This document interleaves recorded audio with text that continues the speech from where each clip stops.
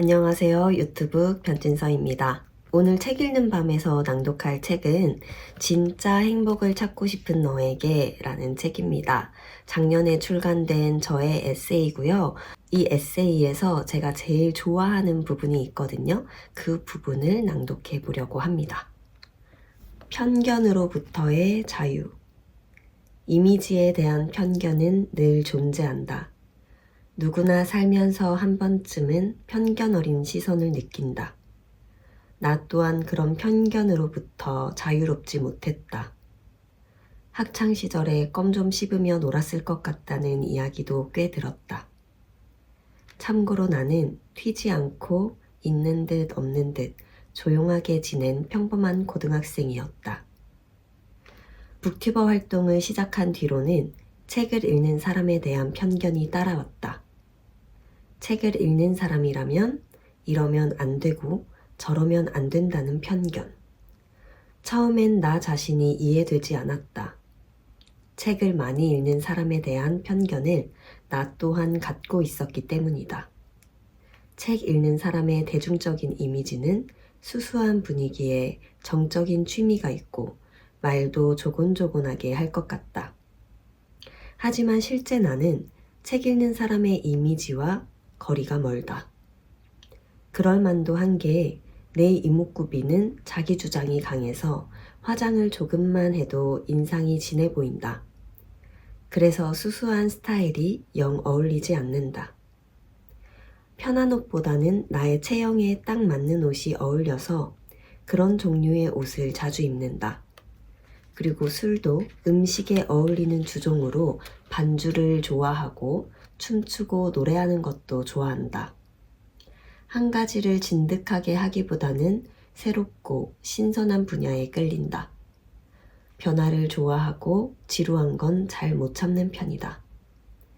말도 조곤조곤 하기보다 속사포로 말하는 스타일이다.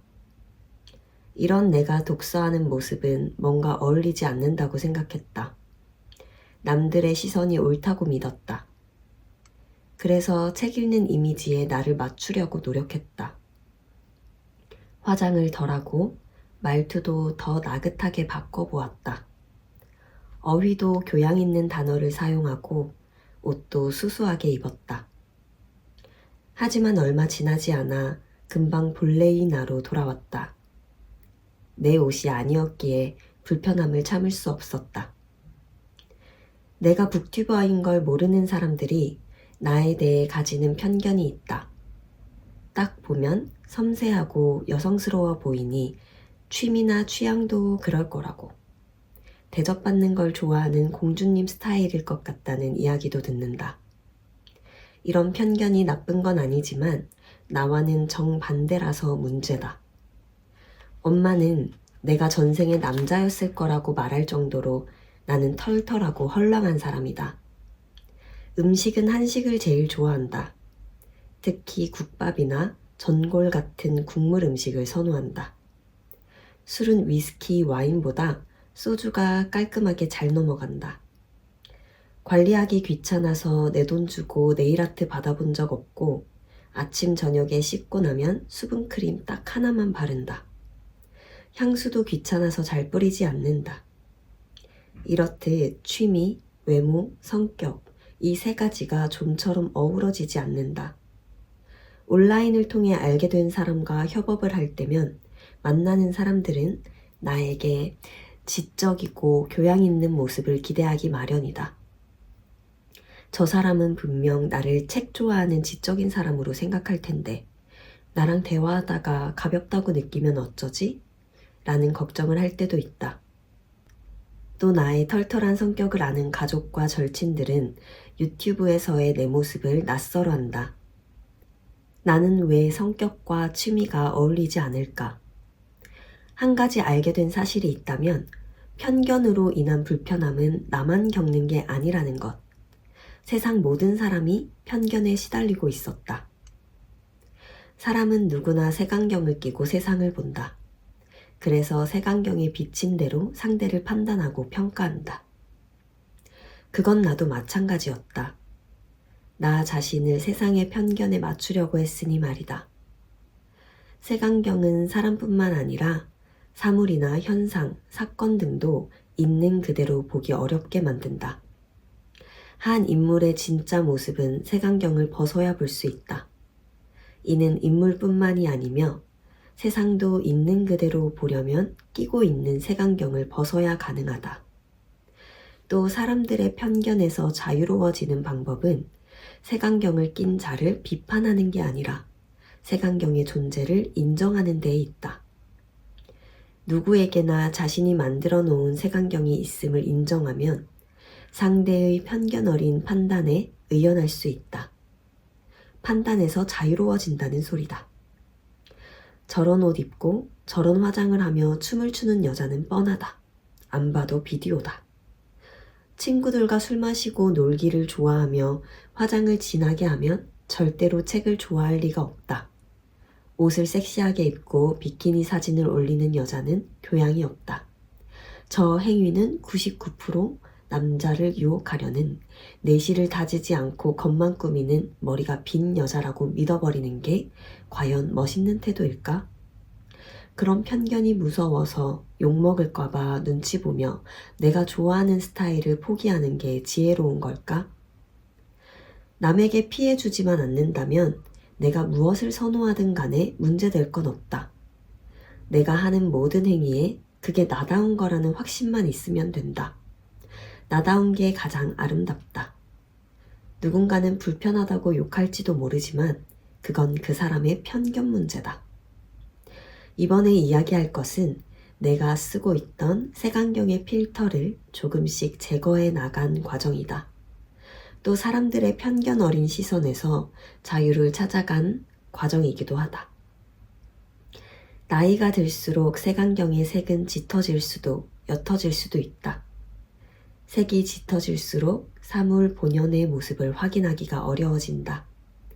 색안경의 농도를 옅게 만들면 본연의 아름다움을 볼 수가 있다. 내가 나를 바라볼 때도 색안경은 적용된다. 색안경을 빼고 자신을 바라보면 반짝거리지 않는 존재가 없다. 누구나 자신이 보석 같은 존재라는 걸 알아차릴 수 있다. 이걸 믿으면 타인의 편견에서 자유로워질 수 있다. 누가 뭐라 하든 그냥 나답게 살면 그게 정답이다. 이 메시지를 스텝 4를 통해 전하려고 한다. 당신은 이미 보석이라고. 2. 있는 그대로 본다는 것. 아름다운 것은 진실을 추구하지 않는 사람의 눈에는 감춰진 채로 보이지 않는 법이다. 안드레이 타르코프스키. 봉인된 시간. 내가 가진 편견을 깬다는 게 어떤 건지 잘 보여준 소설이 있다. 바로 제인 오스틴의 오만과 편견이다. 그 소설에서 다하시는 자신의 오만함을 깨닫고 반성한다.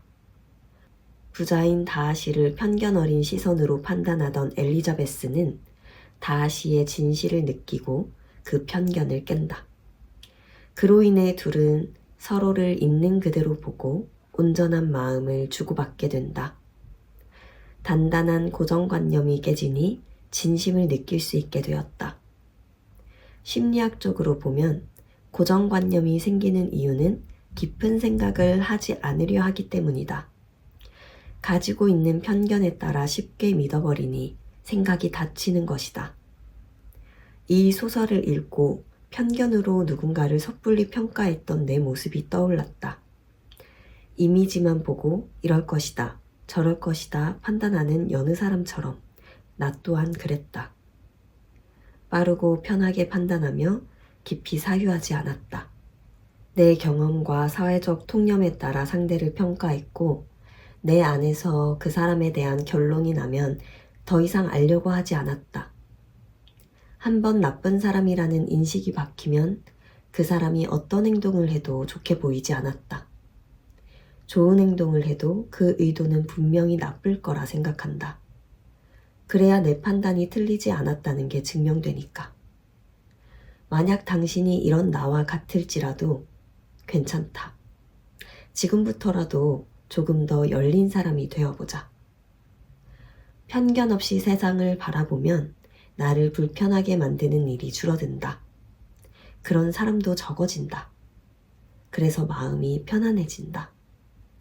사람들에게 더 자주 친절히 행동하게 된다. 운전 중에 급하게 끼어든 사람도 인성이 본래 나쁜 사람이 아니라 지금 그럴 수밖에 없는 이유가 있는 그저 급한 사람이 된다. 저는 주변에 좋은 사람이 참 많아요 라고 말하는 사람이 있다면 그 사람은 인복이 많은 게 아닐지도 모른다. 주변 사람들을 편견 없이 바라보기에 공격받지 않고 그렇기에 여유롭고 친절하게 사람들을 대할 수 있다. 그 덕에 사람들은 그에게 저절로 좋은 사람이 되는 것이다. 이건 내가 겪은 경험이다. 예전에는 내 주변에 적이 가득했다. 나를 편견을 갖고 보는 사람들을 미워하고 내가 가진 편견으로 사람들을 미워했다.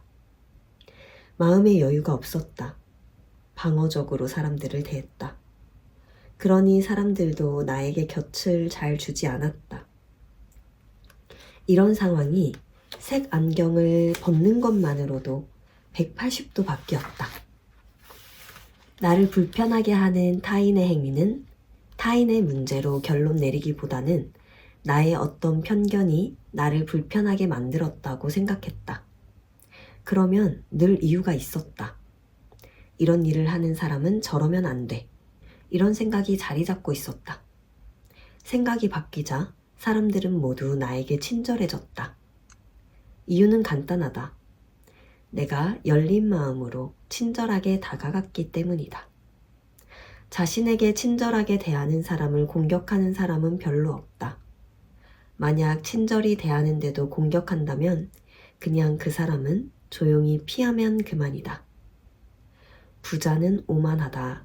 엄친아는 돈을 헤프게 쓴다. 어려움을 모른다. 있는 놈이 더한다. 돈을 많이 번 사람은 뒤에서 다른 짓을 했을 거다. 공부만 하는 사람은 놀 줄 모른다. 예쁘장하게 생긴 남자는 제비다. 등등 세상에는 다양한 편견이 존재한다.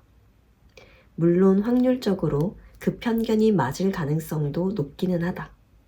아까도 말했듯이 편견에 맞춰서 판단 내리는 건 아주 쉬운 일이다.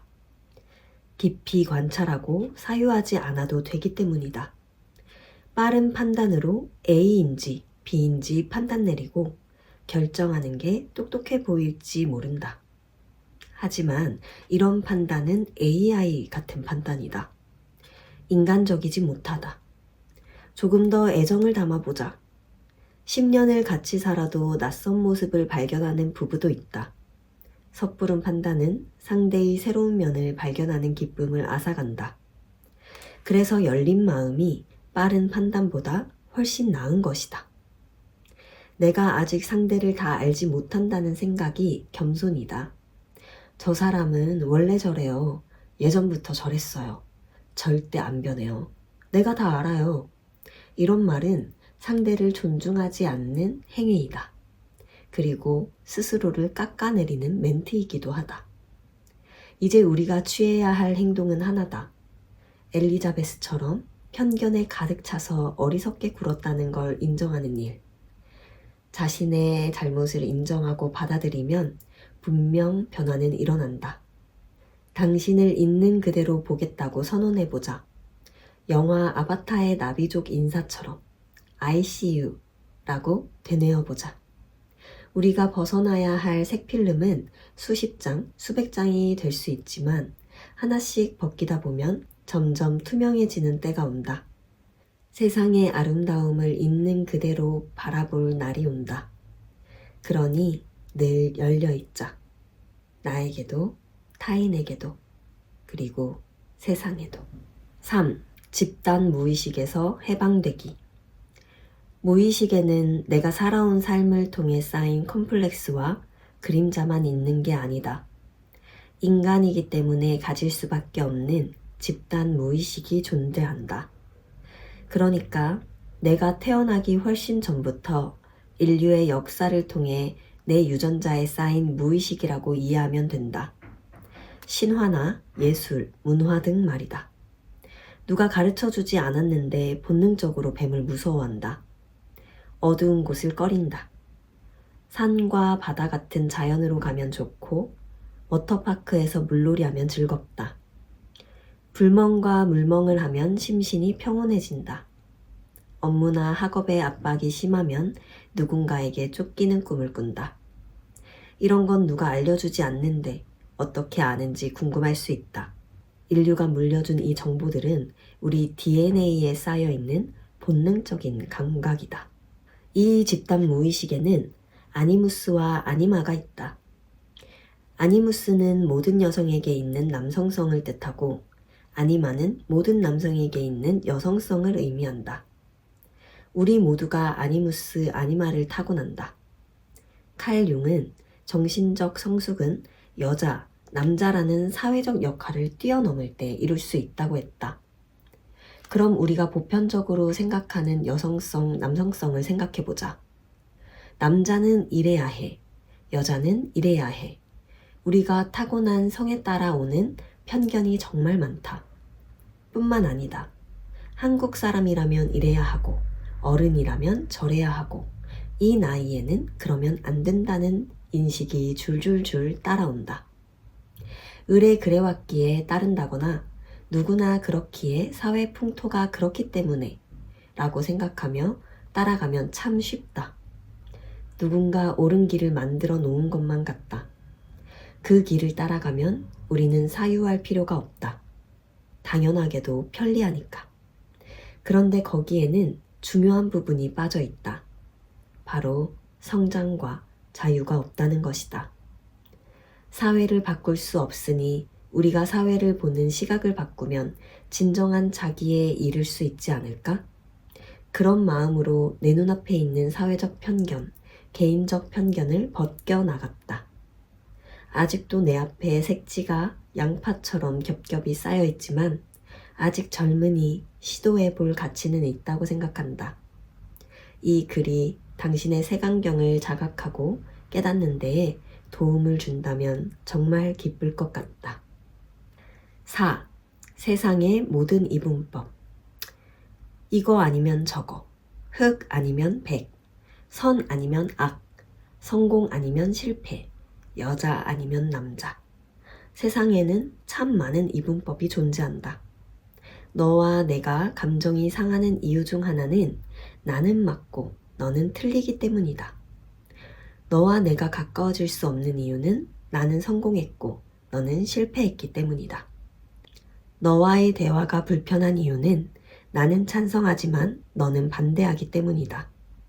이런 이분법적 사고가 어떻게 생활에 스며들어 있는지 살펴보자. 한 변호사가 있다. 그 사람은 집안 사정이 어려워 제대로 사교육을 받지 못했다. 하지만 그 가난에서 벗어나기 위해 혼자 몇 배는 열심히 공부했다. 그래서 명문대 법학과에 들어갔다. 집에서 학비를 보태줄 수 없기에 갖은 아르바이트를 하며 학비를 충당했다. 죽어라 일해서 로스쿨까지 나왔다. 그렇게 시간이 지나 드디어 대형 로펌의 능력 있는 변호사가 되었다. 사람들은 이 사람에게 박수를 친다. 정말 대단하다고 칭찬한다. 본인도 스스로가 굉장히 잘 살아왔다고 생각한다. 자신이 성공한 것은 치열하게 살아온 덕분이다. 여기까지는 아무런 문제가 없다. 말 그대로 대단한 사람이다. 그런데 그 사람이 유유자적한 삶을 사는 한 젊은이를 만났다. 누가 봐도 한량이다. 하루 벌어 하루 산다고 한다. 인생 뭐 있냐? 외치는 젊은이를 보며 그 변호사는 속으로 생각한다. 정말 나태한 사람이군. 삶은 치열한 것인데 저렇게 한량처럼 살다니 한심하다. 또 이런 생각까지 한다. 내가 저 친구에게 그렇게 살면 안 된다는 걸 알려줘야겠어. 그래서 변호사는 젊은이에게 하나하나 가르쳐준다. 시간도 허투루 쓰면 안 된다. 열심히 살아야 보상이 온다. 네가 아직 세상을 모른다는 등 다양한 말로 가르치지만 한량은 변할 기미가 보이지 않았다. 그 모습을 보며 나태한데 고집까지 세다는 생각을 하는 변호사다. 그 변호사는 자신이 치열하게 살아온 덕분에 성공을 거머쥐었다고 생각한다. 성공이란 노력하지 않는 사람에게 오지 않는다. 치열하게 노력하지 않는 사람은 성공할 수 없다. 변호사가 된 후로 로펌의 온갖 사건을 도맡아 한다. 집안의 보탬이 되어야 하고 슬슬 결혼까지 해야 하니 신혼집도 필요하다. 원하는 걸 이루려면 더 열심히 살아야 한다. 그렇게 열심히 살고 있던 어느 날, 한량 같은 젊은이의 소식을 듣게 된다. 유유자적하게 인생을 즐기려 무일푼 여행을 다닌 경험으로 유튜브를 시작했는데 구독자가 몇십만 명이 되어 책까지 출간했단다. 그 덕에 돈을 어마어마하게 벌었다고 한다. 변호사는 생각한다. 그 나태한 친구가 드디어 정신 차리고 열심히 일했나 보구나. 그는 한량의 유튜브를 확인했다. 그런데 변한 건 하나도 없었다. 인생 대충 사세요. 하고 싶은 거 하면서 살아도 됩니다. 하기 싫으면 하지 마세요. 라는 말을 하고 있었다. 변호사는 화가 났다. 한량의 성공 이유는 운이라 생각한다. 그 한량의 성공을 절대 인정할 수 없다. 왜냐면 성공은 치열하게 노력해야 얻을 수 있다고 굳게 믿기 때문이다. 자신은 맞고 한량 친구는 틀렸다. 그런데 운으로 성공한 친구가 마치 그게 성공 공식인 마냥 떠들고 있으니 변호사는 한량 친구의 성공을 축하하지도 인정하지도 못한다. 축하는커녕 화가 날 뿐이다. 자신의 성공 공식이 옳기에 다른 사람의 성공 공식을 인정할 수 없다. 문제는 이런 생각에서 시작된다. 인생은 무조건 애써서 노력해야 성공할 수 있다는 믿음을 가진 사람은 그렇지 않은 사람을 인정하지 못한다. 오히려 틀렸다고 생각한다. 중간이 없는 모 아니면 도. 그 둘 중 하나여야만 한다. 흑과 백처럼 둘로 나누는 방식은 사고하기에 편하다. 하루를 낮과 밤으로 나누어 보자. 얼마나 편한가? 그런데 하루를 잘 지켜보면 세세한 변화 과정을 확인할 수 있다. 동이 틀 때는 새벽이다. 새벽이 지나 해가 중천으로 옮겨가면 대낮이 된다. 그러다 서서히 해가 저물어가는 초저녁이 되고 점점 어두워지는 과정에 저녁이 된다. 완전히 어두워지면 밤이 된다. 이 중 정확한 낮은 언제고 정확한 밤은 언제일까? 과연 하루를 낮과 밤 두 가지로 구분할 수 있다고 말할 수 있을까? 흑과 백도 마찬가지다. 흑은 어둡고 백은 밝다. 하지만 그 사이에 회색이라는 중간색도, 더 밝은 회색, 더 어두운 회색도 있다. 흑과 백은 그림 1처럼 두 개로 구분되는 게 아니라 그림 2처럼 그 사이에 무수한 회색도 포함해야 한다. 여기서 내가 이분법적 사고를 하는 사람이라고 가정해보자. 나는 흑이 옳다고 생각한다. 그럼 이분법에 의해 내가 맞다고 생각하는 부분인 흑이 50%를 차지하게 된다. 그리고 나랑 반대되는 백이 옳다고 하는 사람은 50%이니 틀린 사람이 절반이라고 생각할 것이다. 그런데 실제 현실은 흑과 백 사이 무수한 회색으로 이루어져 있다.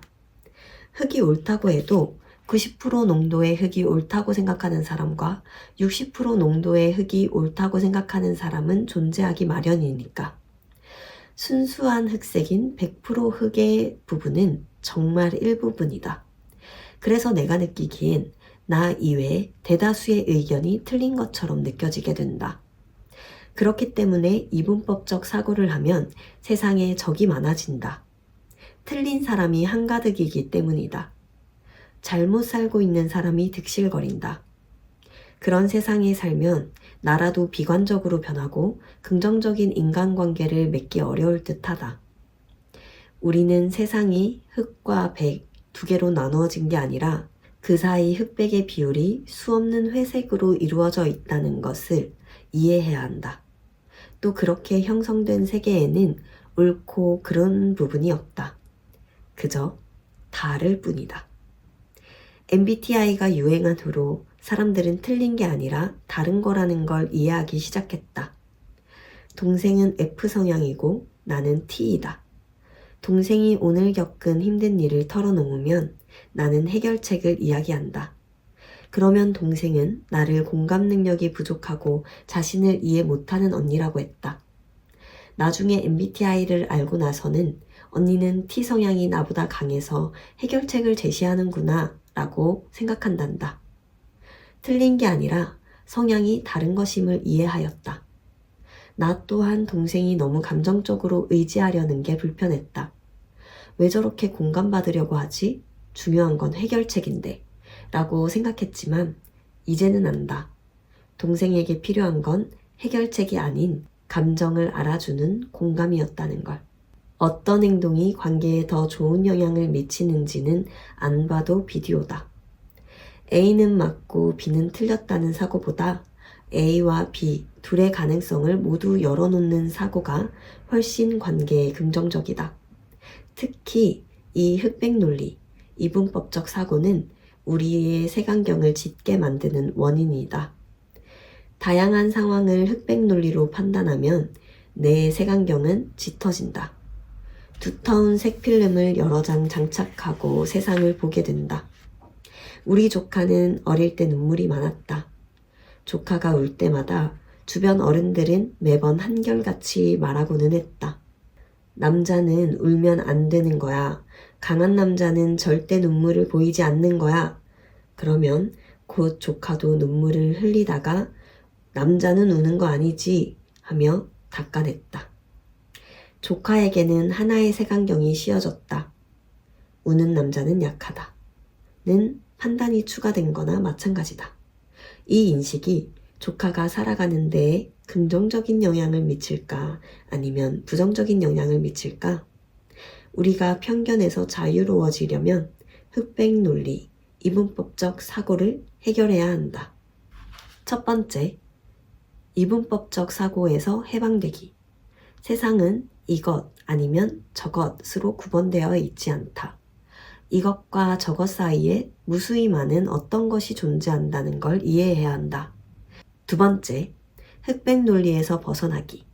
내가 이것을 맞다고 생각하면 저것은 틀린 게 된다. 내가 맞다는 믿음보다는 이것을 더 좋아하고 마음이 간다고 생각해보자. 그럼 그것을 좋아하는 사람을 틀렸다고 보지 않게 된다. 세 번째, 색안경 벗기. 이것과 저것을 구분하는 이분법적 사고는 내가 생각한 게 맞다는 흑백 논리를 쌓이게 한다. 그 결과로 색안경은 짙어지게 된다. 색안경이 짙을수록 있는 그대로의 아름다움을 보기 힘들어진다. 이 책을 제가 썼을 때 점점 뒤로 갈수록 집중도 잘 되고 사람들에게 나누고 싶은 이야기가 뭔지, 메시지가 뭔지 정확해지는 그런 경험을 했거든요.